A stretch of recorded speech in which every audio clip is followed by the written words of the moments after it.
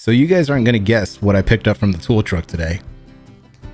Considering you clicked on the thumbnail, I'm going to stop playing games. Yes, I picked up a new Matco digital caliper. Now, before some of the internet trolls come in and say, that's a rebranded piece of junk. I mean, you just paid I get it. I completely understand. But at the same time, my rep comes to the shop every week and I never really buy anything off him lately. It's been a few months since I picked anything up and, well, he wastes more in gas, I'm sure, coming to my shop every week than I have on this caliper. So take care of those that are looking after you.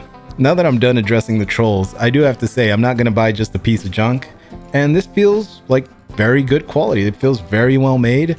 And I keep trying to get it to come off of zero if I'm able to do that. But no, it zeroes out every time just as it should. So hopefully this is exactly how it remains for the lifetime that I have this tool. And if it doesn't, I'll make an update. So if you don't see anything in the description down below about, hey, this piece of junk broke on me after a year, then you know that I still have it and it still works. If you guys are new to the channel, my name is Raymond. I'm a heavy diesel mechanic and I do run an Etsy shop that sells stickers for your toolbox. So if that's something that you are interested in, then by all means, check out the description down below. And if not a big deal. Anyway, let's get on with this video, shall we? All right, look at it. There it is with all its Matco glory for all you fanboys out there. And that is the part number right there, DC601C. I can only give you firsthand experience on what it feels like for me, and it does feel like a premium product because I have felt calipers that are, they just feel very cheap and sloppy, as if they would get out of calibration rather easily. So with this caliper, you have the option of either measuring in millimeters right here or inches. You can just push that button and it'll either measure, well, in inches, which would be standard, or metric millimeters. All right, guys, so with these jaws right here, you're able to measure the outside of a surface. So check this out. I have a tech deck right here. Fun fact, this was actually the skateboard I rocked when I was a kid.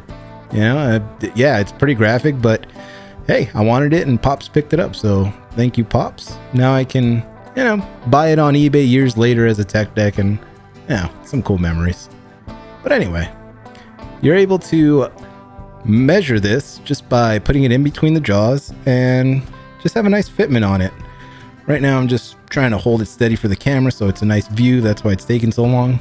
But as you can see, 25 millimeters is a solid measurement for that. So in case you ever wanted to know, hey, what's the dimensions of a tech deck? Well, one of them is 25. But let's say you're just weird, right? Hey, I really want to know the distance between this truck and this truck. Well, we wouldn't use these same jaws. I mean, we could, theoretically. It would just give you a ballpark number because, well, you would just kind of do one of these and try to eyeball it. If you wanted something a little more accurate, you would use the back jaws because that's what's supposed to measure the inside of something that, well, you're trying to measure.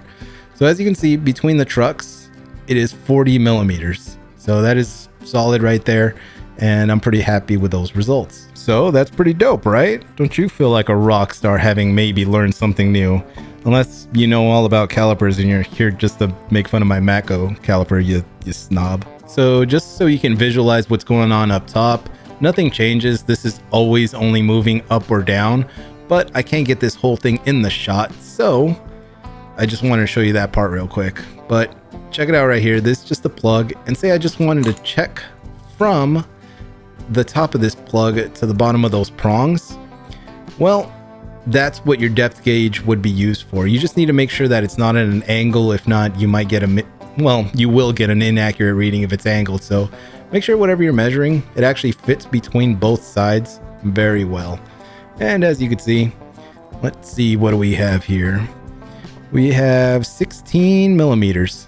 So that's how deep it would go, these prongs. I gotta admit, this depth gauge would have been really handy a long time ago. I really should have picked up a caliper before, because sometimes I'll just run to the bolt drawer and through trial and error, I have to see what bolts I need because I don't know how deep a certain hole goes. Like the bolt's just missing and I gotta fill it. But it would be so much easier if you could just measure how long of a bolt you needed compared to just, nope, this is too short. Nope, this, you know what I mean?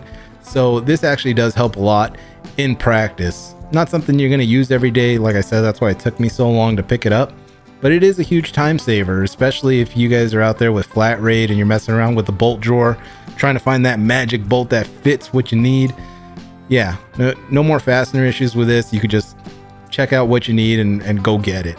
But there is one more secret, super secret, extraordinarily secret tool that you can use on this caliper. All right, for those of you guys that have used this forever, I know you're just calling my bluff here. So this would be the fourth way to use this tool. I mean, I'd imagine most people don't really use this part of the tool. It's more situational unless your job depends on it. But if you notice right, let's see, get right on camera right here, this slides up and down. Well, as you open it, you can actually use this plane surface right here as another gauge. And I'm gonna show you that in just a second. So let's say hypothetically I was only able to measure one prong because down here it didn't fit exactly quite right. Say it was just jagged like this, right? This is the only way I get the measurement and I still want to find out the depth. Well, you can use your depth gauge. So check it out. So check this out, guys. I just spent like 2 minutes, 3 minutes trying to find out the perfect angle for you guys to see. So as I push this prong forward, you're going to notice that step starts coming out and it measures. You see it? See how you can use that as the step right there? Pretty sick. So our measurement using that step method was 1604. So I hope you guys enjoyed my rambling on the Matco electronic digital caliper. Is it cool? Yeah, it's neat. I mean, it's gonna get me out of certain jams every now and then. Probably won't use this tool every day, but it's something that when you need it, you really wish you had it. So hopefully you guys found that entertaining. And again, just gonna plug my Etsy shop. I do make stickers and magnets for toolboxes. So for all the tradesmen out there that just like splatting stuff on their toolbox, check out the description down below. It's rayshotstickers. And if you just like this type of laid back commentary, educational videos that, you know, are pretty laid back and just more of shop talk, then go ahead and subscribe and like the channel. Till then, we'll see you guys on the next one.